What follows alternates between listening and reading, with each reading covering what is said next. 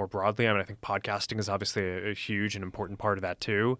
I mean, I don't know to what extent you feel like you kind of got to be large, like because of social media or just the podcasting platforms that you used.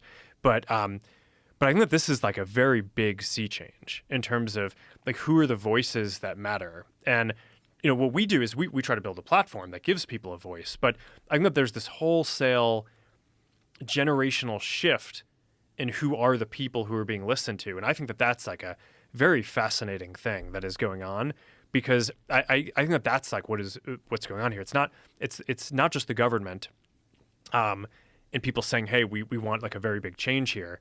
I think it's just like a wholesale shift in saying we just want different people who we actually trust, Right. Who are actually going to like tell us the truth and not give us like the bullshit opinions that you're supposed to say, but like the type of stuff that I would actually like when I'm sitting in my living room with my friends, like the stuff that we know is true.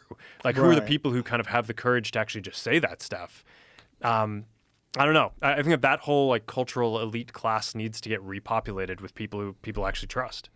Yeah. The problem is these people that are starting these jobs, they're coming out of universities, and in the universities they're indoctrinated into these ideas as well.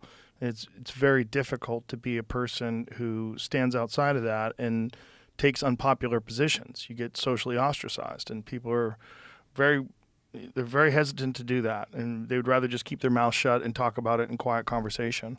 And that's what we experience, which is another argument for anonymous accounts. I think you should have anonymous accounts. I think you should be able, like, if there's something like COVID mandates or some things that you're dealing with and you don't want to get fired because of it, you should be able to talk about it. Mm-hmm. And you should be able to post facts and information and what you've learned. And, anecdotal experiences of people in your family that had vaccine side effects, and not worry about losing your job, which people were worried about, which is so crazy. And, and you're seeing a lot of the people that used to be in mainstream media got fired, and now they're trying to do the sort of podcast thing, but they're trying to do it like a mainstream media person. Mm-hmm. So they're like gaslighting during podcasts, and people are like, hey, fuckface.